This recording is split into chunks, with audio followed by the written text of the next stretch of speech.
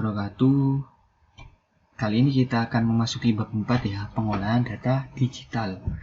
Nah, bab 4 ini mencakup beberapa subbab. Subbab yang pertama itu ya adalah konsep kewargaan digital. Apa sih kewargaan digital itu? Apa sih yang dilakukan? Terus apa baiknya sih kewargaan digital? Nah, ini akan kita jelaskan ya. Misalkan gini. Ada seseorang yang sedang menulis sesuatu, apapun itu tulisannya, kemudian diunggah ke dunia maya. Tujuannya agar dibaca orang lain. Kemudian ada orang yang membaca tulisan tersebut, dia menyukainya, dia berkomentar. Nah, tindakan tersebut merupakan salah satu sebuah komunikasi yang aktif ya antara penulis tadi dengan orang yang membaca. Nah, dengan demikian terbentuklah suatu komunitas yang seolah-olah menciptakan masyarakat baru. Nah, itu kita sebut sebagai kewargaan digital. Nah, warga digital itu apa sih? Para pengguna teknologi digital yang telah memiliki pengetahuan dan keterampilan dalam memanfaatkan teknologi informasi, baik software maupun hardware, serta mampu membedakan perbuatan baik dan kurang baik ketika menerapkan teknologi tersebut dalam sebuah komunikasi atau dalam sebuah komunitas. Berdasarkan tindakannya ya, itu kategori warga digital dapat dibedakan menjadi dua jenis. Yang pertama adalah memberikan dampak positif bagi orang lain, dan yang kedua adalah menimbulkan efek negatif. Dua ya tadi, memberikan dampak positif bagi orang lain, menimbulkan efek negatif. Memberikan dampak positif itu seperti apa sih? Kita lihat. Ciri warga digital dalam pergaulannya di dunia komunikasi digital dengan etika yang baik adalah selalu memperhatikan norma perilaku. Perilaku ini, norma perilaku maksudnya apa? Aturan yang harus ditaati, aturan yang harus dilakukan. Aturan perilaku yang tepat dan bertanggung jawab pada saat menggunakan teknologi dan melakukan hal-hal yang terpuji, melakukan hal-hal yang baik. Nah, contohnya, kita menuliskan tutorial entah apapun itu. Di sini tutorialnya yang selimut. Kalian bisa tutorial menggunakan Microsoft Office, tutorial membuat video, karena itu bermanfaat bagi orang lain. Membuat animasi yang dibagikan melalui apapun itu, bisa Academy Edu, Google Drive, Blogger, Vlog, dan yang lain-lain. Memberikan sesuatu hal yang baik ke orang lain. Dan yang kedua ini adalah menimbulkan efek negatif. Banyak sekarang yang sering kita dapat itu menyalahgunakan akses internet. Nah, ini ya. Aktivitas komunikasi digital yang bebas, tidak memandang usia, jenis kelamin, dan asal daerah atau negara itu sangat rentan dimanfaatkan oleh orang-orang yang tidak bertanggung jawab. Kecenderungan utama dari tindakan ini adalah mencari keuntungan pribadi tanpa memikirkan efek dari kegiatan tersebut. Contohnya, membuat virus. Biasanya kalau orang membuat virus pasti membuat antivirusnya. Nah, antivirusnya jelas diperjualbelikan dan pasti ada harga di mana antivirus itu dibuat. Nah, itu sesuatu hal yang nggak baik sebenarnya.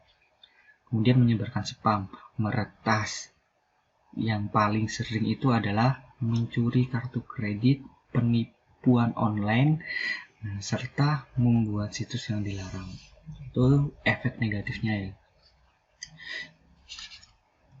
Lanjut, ini untuk menjadi bagian sebuah komunikasi digital, Anda harus memahami 9 jenis komponen warga digital, antara lain. Nah, yang pertama adalah digital access. Dari katanya saja aksesnya itu apa? Kalau kita bisa memasuki warga digital, berarti kan harus ada akses, ya kan? Aksesnya itu ada apa sih? Akses digital akses itu partisipasi elektronik penuh dalam masyarakat. Digital akses merupakan faktor penting dalam berkomunikasi menggunakan teknologi digital. Hak akses serta jaminan kualitas sambungan internet menjadi penentu keberhasilan hubungan komunikasi yang melibatkan perangkat keras dan perangkat lunak. Seperti yang saya bilang tadi ya, akses. Kalau kita mau memasuki warga digital harus ada aksesnya. Apa? Akses internet. Harus ada handphone. Harus ada internet tadi ya. Contohnya tawaran harga ini, ada tawaran harga kuota internet oleh provider sambungan telekomunikasi dengan beragam harga yang relatif murah. Lanjut, yaitu digital commerce. Commerce itu apa sih? Yang biasa dilakukan oleh warga digital adalah aktivitas penyebaran, penjualan, pembelian, pemasaran produk dengan memanfaatkan jaringan telekomunikasi seperti internet, televisi, atau jaringan komputer. Cara bahasanya ya, ini adalah perdagangan online. Atau bisa saya katakan adalah transaksi jual beli dan transaksi keuangan dilakukan secara online menggunakan beberapa metode ya. Ada metode akses atau metode autentikasi sistem. Sekarang udah banyak penjualan online.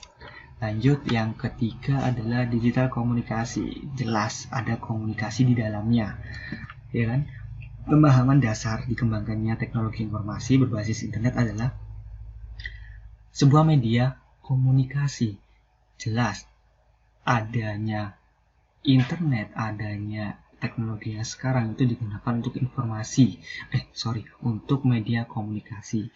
Dengan teknologi terbaru ini, setiap orang dapat dengan mudah menyampaikan informasi secara langsung kepada orang lain, baik melalui suara, video call, pesan pendek, ataupun yang lain-lain ya. Kalau dulu kan komunikasi harus bertatap muka, kalau sekarang enggak. Dengan berkembangnya teknologi, kita sudah bisa video call, bisa melihat tanpa harus datang ke sana, bisa bersuara tanpa harus menatap muka orangnya. Itu ketiga komponen ya, yang pertama. Lanjut ke komponen yang selanjutnya adalah digital literasi. Apa sih? Digital literasi merupakan referensi yang dijadikan acuan dalam sebuah rutinitas komunikasi. Contohnya pemberdayaan sumber belajar berupa e-book maupun kegiatan e-learning melalui internet akan banyak membantu baik bagi guru maupun siswa itu sendiri. Ada literasinya, ada referensinya. Ya. Kemudian yang kelima adalah digital law. Hukum. Digital law adalah hukum. Setiap data atau informasi yang diunggah ke dunia maya memiliki kekuatan hukum. Ada hukumnya, baik bersifat pasti, bebas atau gratis, dan belum pasti. Sebagai contoh ya, ini untuk yang pasti ya. Bersifat pasti itu contohnya ini. Hak cipta, hak merek, lisensi, atur itu adalah contoh dari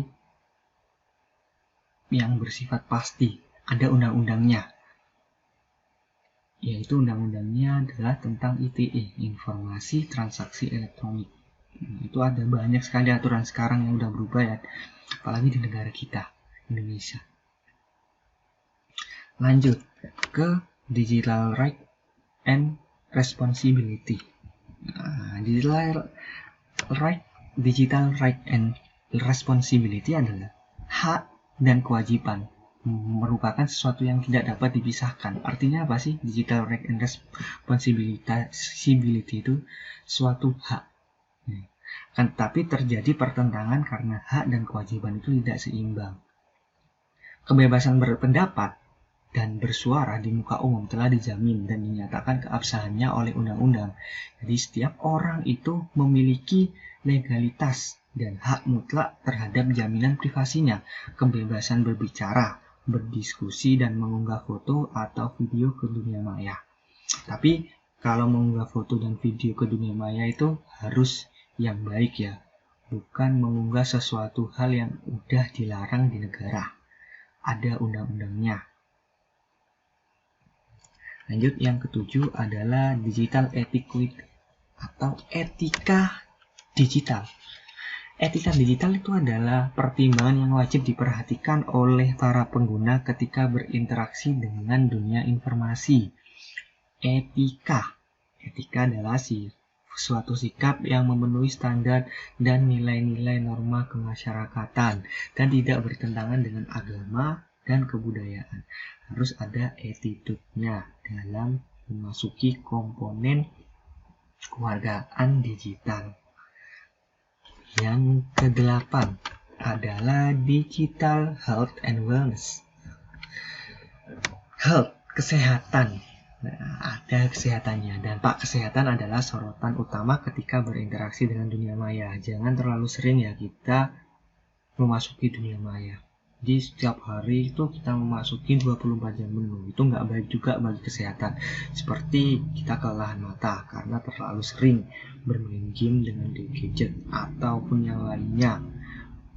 Radiasi otak karena sering menggunakan fitur earphone dengan Bluetooth. HP itu rentang sekali dengan radiasi kalau kita dekatkan dengan kita. Yang kedua itu serta kejang otot tangan jari kaki, terlalu sering main game, serta berpotensi timbulnya masalah psikologis dan mental.